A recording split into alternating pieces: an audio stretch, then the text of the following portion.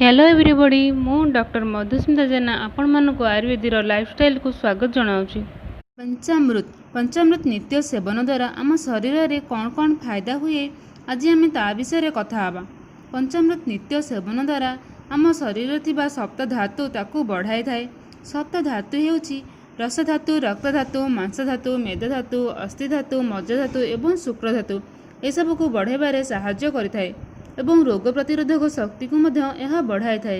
पंचामृत नित्य सेवन द्वारा पित्तदोष बढ़ी न थाए, ताहा द्वारा एसिडिटी मध्य हुए नहीं।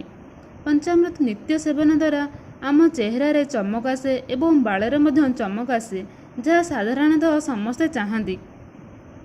जदि थंडा छिंक काश हेउथिबो ताहले पंचामृत नित्य सेवन द्वारा ताहा मध्य शांत होइथाए।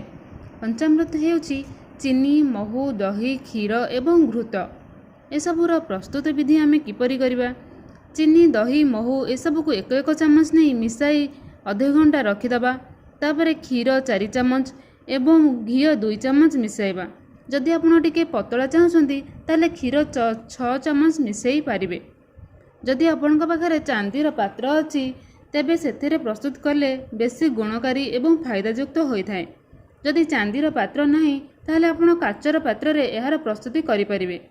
जो मानकर डायबिटीज थिबो सेमाने चीनीर परिमाण कमई पारिबे, किंतु बाकी सबू समान मात्रा रखिबे।